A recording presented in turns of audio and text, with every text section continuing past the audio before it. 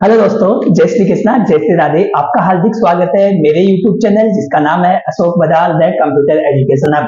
दोस्तों, आज का चैप्टर वो है 9 chapter number 9 SQL structure query language को आज हम पढ़ने वाले हैं। दोस्तों, आपको जैसे कि पता है हम class 12 computer science NCERT subject को पढ़ रहे हैं और अब तक हमने चैप्टर नंबर 8 और 10 तक कंप्लीट कर चुके थे। बीच में अपने 9 चैप्टर को छोड़ दिया था जो आज हम कंप्लीट करने वाले हैं, आज से शुरू करने वाले हैं। दोस्तों, तो देखते हैं सबसे पहले एसक्यूएल क्या होती है। एसक्यूएल के बारे में जानेंगे, उससे पहले हम जानेंगे कि आरडीबीएमएस जो लास्ट चैप्टर में पढ़ा था, आरडीबीएमएस क्या होता है, उसी को आगे थोड़ा सा देखते हैं कि आरडीबीएमएस क्या होता है। इसका पूरा नाम रिलेशनल डेटाबेस मैनेजमेंट सिस्टम है। आरडीबीएमएस का दोस्तों पूरा नाम क्या है? रिलेशनल डेटाबेस मैनेजमेंट सिस्टम है और इसे रिलेशन मॉडल पर कार्य करता है। कौन से मॉडल पे कार्य करता है? रिलेशनल मॉडल पे कार्य करता है। इसमें डेटा को टेबल के फॉर्मेट में या टेबल के रूप में संग्रहित किया जाता है। जो दोस्तों आरडीबीएमएस जो है हमारे पास डेटाबेस मैनेजमेंट सिस्टम का एक रिलेशनल मॉडल है जिसमें डाटा को हम टेबल के फॉर्मेट में, टेबल क्या होती है? रो और कॉलम का संग्रह होती है, के फॉर्मेट के रूप में अपन इसको संग्रहित करते हैं डाटा को। उदाहरण के लिए अपन देखें तो माई एसक्यूएल आरडीबीएमएस का एक उदाहरण है। ओरेकल एसक्यूएल सर्वर, ये सब एक आरडीबीएमएस के उदाहरण है। दोस्तों, मैंने जैसे कहा कि आरडीबीएमएस में पूरे डाटा को टेबल के रूप में फॉर्मेट में अपन सेव करते हैं। अब देखो, इस टेबल में जो ऊपर वाली लाइनें होती है इनको बोलते हैं कॉलम्स। क्या बोलते हैं? कॉलम्स। और कॉलम के अलावा इन्हें और क्या कहा जाता है? इन्हें एट्रीब्यूट कहा जाता है। कॉलम्स के अलावा क्या कहा जाता है? एट्रीब्यूट क्या जा सकता है, या हम कह सकते हैं फील्ड। तो कॉलम का ही नाम, एक कॉलम का नाम एट्रीब्यूट भी हो सकता है और फील्ड भी हो सकता है आरडीबीएमएस मॉडल के अंदर। वैसे ही हमारे पास जो अपने पास ये जो ऊर्ध्वाधर लाइनें होती है, हॉरिजॉन्टल लाइनें होती है, उनको बोलते हैं रो। और रो को हम अपने सिस्टम में, आरडीबीएमएस सिस्टम में रिकॉर्ड्स कहते हैं या टपल कहते हैं। क्या कहते हैं? TUPLE, टपल या रिकॉर्ड कहते हैं। अब देखिए दोस्तों, इसी में हमारे पास अगर इस टेबल की बात करें तो कुल कॉलम की संख्या अगर जितनी होगी उसे क्या कहा जाएगा? डिग्री कहा जाएगा।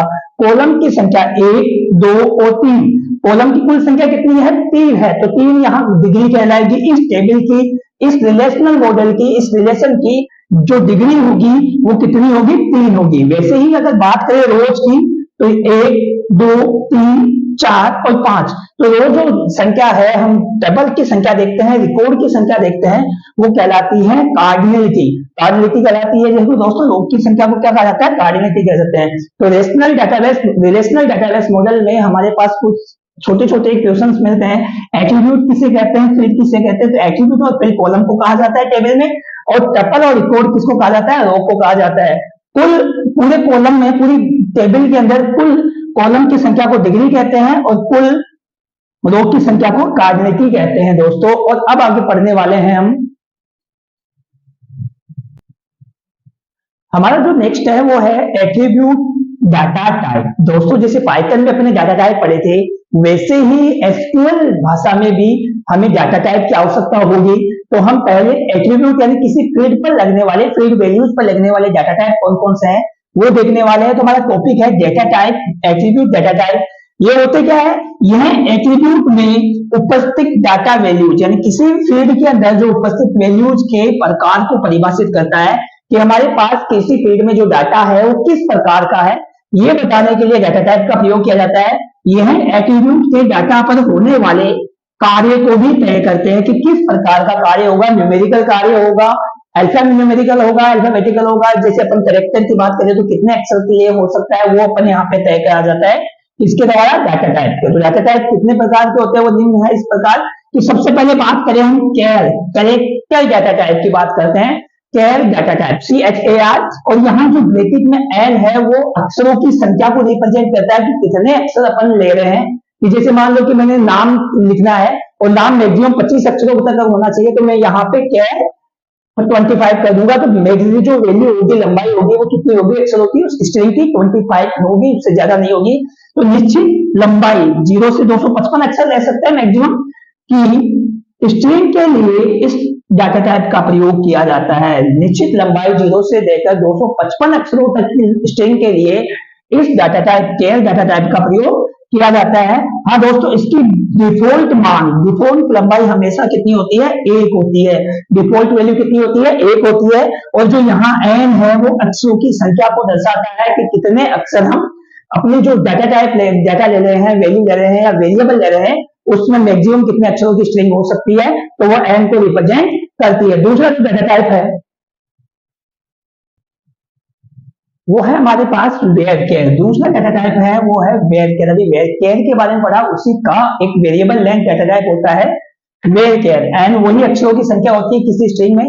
यह भी स्ट्रिंग डाटा टाइप है के लिए उपयोग किया जाता है। इसमें अक्षरों की जो संख्या की लंबाई है, एन की संख्या की लंबाई 255 की बजाय 0 से लेकर 65,535 तक हो सकती है।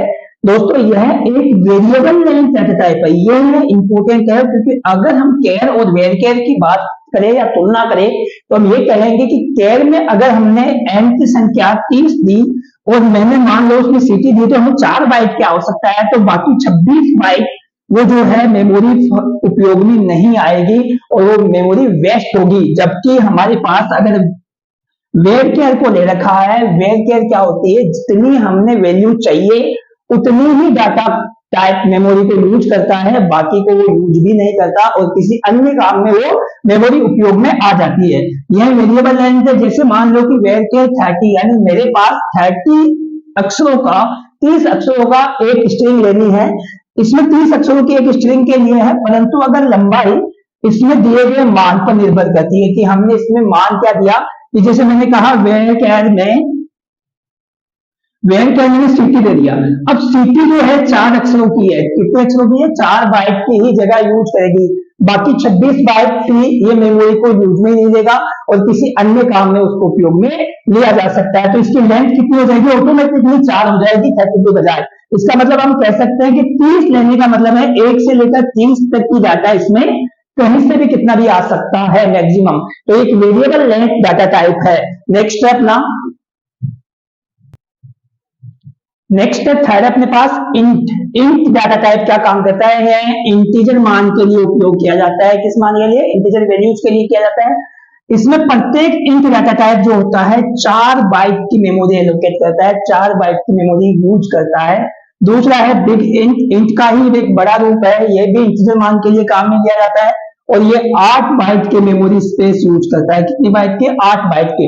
नेक्स्ट अपने पास है फ्लोट डाटा टाइप। यह फ्लोटिंग मान के लिए उपयोग किया जाता है, फ्लोटिंग वैल्यू दशमलव संख्याओं के लिए उपयोग में लिया जाता है और यह भी 4 बाइट की मेमोरी एलोकेट करता है। तो अभी अब तक अपन ने पढ़ा वेरकेर क्या होता है, केर क्या होता है, उसके बाद में इंट क्या होता है, बिग इंट क्या होता है, फ्लोट क्या होता है और एक डाटा टाइप और अपन प्रयोग करते हैं, वो अपने पास है डेट डाटा टाइप।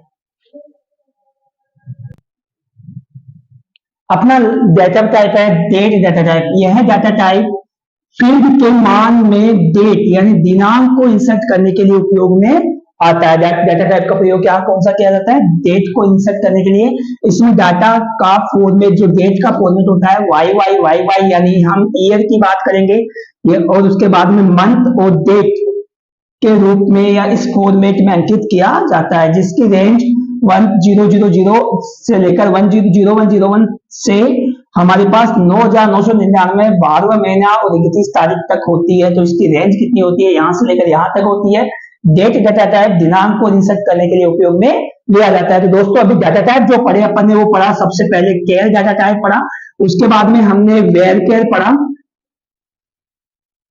वेरकेर के बाद में हमने जो पढ़ा वो इंटीजर पढ़ा, इंट के बाद में हमारे पास फ्लोट पढ़ा, फ्लोट के बाद में बिग इंट भी देखा हमने और एक पढ़ा अपने डेट डाटा टाइप। तो ये 6 प्रकार के डेटा टाइप अपने फील्ड में काम में आने वाले हैं, फील्ड के मान को प्रकार को बताने वाले हैं। नेक्स्ट अपना जो टॉपिक है वो है नेक्स्ट टॉपिक है अपने पास प्रतिबंध। प्रतिबंध क्या होते हैं, कांस्टेंट क्या होते हैं, एसक्यूएल में यहाँ कहां प्रयोग करेंगे और कितने प्रकार के होते हैं, ये हमारा टॉपिक है। तो दोस्तों कुछ नियम या नियमों का समूह, कुछ नियम या नियमों का समूह क्या कहलाता है, प्रतिबंध कहलाता है। या ये कह सकते हैं ये कुछ नियम या नियमों का समूह होते हैं जो डाटा कॉलम पर लगाए जाते हैं। किस पे लगाए जाते हैं दोस्तों? डाटा के कॉलम पर लगाए जाते हैं। ये इंसर्ट किए जाने वाले डाटा की लिमिट को निर्धारित करते हैं कि किस हिसाब से हमें लिखना होगा। मान लो कि किसी अपने पास टेक्स्ट बॉक्स है और टेक्स्ट बॉक्स में कभी अपने स्टार लगा हुआ होता है कि इसको खाली नहीं छोड़ना है, इसमें लिखना ही लिखना होता है, तो ये एक प्रकार से प्रतिबंध है। तो ये निर्धारित करते हैं लिमिट को, जिससे डाटा की एक्यूरेसी, शुद्धता सुनिश्चित की जाती है। और कुछ प्रतिबंध निम्न प्रकार के होते हैं, जिससे प्राइमरी की होता है, यूनिक होता है, डिफॉल्ट होता है, नोट नल होता है और फॉरेन की होती है। तो हम इन सभी के बारे में जानकारी प्राप्त करने वाले हैं नेक्स्ट इसी में। तो हमारा जो पहला वो है, हमारा जो पहला प्रतिबंध है वो है प्राइमरी की। दोस्तों अगर हमने कोई टेबल बनाई है और टेबल में किसी कॉलम को हमने प्राइमरी की सेट कर दिया है, किसी टेबल में इस प्रतिबंध के द्वारा एक पूरे रिकॉर्ड की पहचान की जाती है यूनिकली, यानी वो एक कॉलम पूरे रिकॉर्ड को डिफाइन कर देगा कि ये क्या है। तो ये कह सकते हैं किसी भी एक कॉलम का मान पूरे रिकॉर्ड को आइडेंटिफाई कर सकता है। कॉलम का मान पूरे रिकॉर्ड को आइडेंटिफाई कर सकता है अगर हमने उस कॉलम को क्या बताया है, प्राइमरी की बनाया है। जैसे मान लो कि मेरे पास स्टूडेंट है, तो मैंने रोल नंबर जो है उसको मैंने आइडेंटिफाई कर दिया, उसके यूनिकली पहचान के लिए उससे प्राइमरी की बना दिया। तो एक रोल नंबर उस रिकॉर्ड को पूरे को बता देगा, उस स्टूडेंट की पूरी डिटेल को शो कर देगा कि इसमें क्या क्या है। दूसरा है यूनिक। यूनिक का मतलब है जिस कॉलम में यूनिक प्रतिबंध लगाया जाता है उसका मान हमेशा विशेष होना चाहिए, स्पेशल होना चाहिए और अलग अलग होना चाहिए उस कॉलम में। ऐसा नहीं है कि सभी मान एक जैसे हो रहे हो, तो उसके लिए हम किसका यूज करते हैं, यूनिक का करते हैं। तीसरा है हमारे पास नोट नल, यानी जिस कॉलम में नोट नल को लगाया जाए उसकी वैल्यू, मतलब उस फील्ड के अंदर हमें कुछ ना कुछ मान हमेशा देना ही होगा, उसको खाली नहीं छोड़ सकते, उसके मान को नल नहीं छोड़ा जा सकता। इसके लिए इस प्रतिबंध का प्रयोग किया जाता है।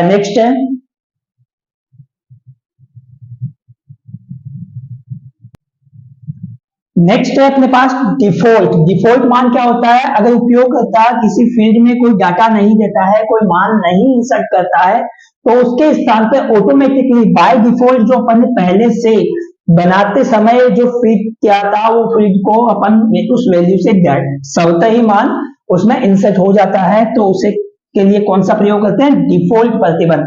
और नेक्स्ट है फॉरेन की प्रतिबंध। फॉरेन की क्या होता है? किसी एक टेबल में कोई भी कॉलम जिसको हमने प्राइमरी की बना रखा है, वही किसी दूसरे टेबल में सेम कॉलम नेम हमारे एक फॉरेन की कार्य करेगा। तो यह किसी अन्य टेबल में प्राइमरी की का कार्य करता है तथा एक दूसरे टेबल में फॉरेन की का कार्य करती है। तो फॉरेन की क्या होती है? दो टेबल अपने ली और दोनों एक दूसरे से जुड़ी हुई है, जस्ट लाइक स्टूडेंट का रिकॉर्ड क्लास के हिसाब से और उसका एड्रेस वगैरह, पापा मम्मी का सबका नाम। तो जैसे यहाँ रोल नंबर जो एक था, वो एक रोल नंबर यहाँ प्राइमरी की था, लेकिन यहाँ स्टूडेंट की जो आईडी है वो जीयू आईडी यानी पापा मम्मी के नाम से हो जाएगी। तो ये मान लो दूसरे प्राइमरी की हो गई और स्टूडेंट का रोल नंबर जो है वो हमारे क्या किया गया, फॉरेन की थी, फॉरेन की बनाई गई। तो ये इस प्रकार से हमारे पास 5 प्रतिबंध अपन ने पढ़े। जो प्रतिबंध पहला था हमारे पास ये था कि प्राइमरी की होना चाहिए। दूसरा हमने जो पढ़ा वो है डिफॉल्ट मान को पढ़ा अपन ने। डिफॉल्ट के बाद में नोट नल एक पढ़ा अपन ने। नोट नल क्या होता है? वो एक प्रतिबंध होता है। उसके बाद में फॉरेन की पढ़ा हमने और एक जो अपने पास डाटा टाइप अलग प्रकार का था वो नेक्स्ट था यूनिक, यूनिक। तो ये 5 प्रकार के हमने प्रतिबंध पढ़े। तो दोस्तों आज के लिए इतना ही, मिलते हैं नेक्स्ट क्लास में एसक्यूएल को लेकर। एसक्यूएल क्या होती है, एसक्यूएल के बारे में क्या होता है और एसक्यूएल कितने प्रकार की होती है, नेक्स्ट एपिसोड में देखने वाले हैं। तो आज के लिए इतना है, थैंक यू।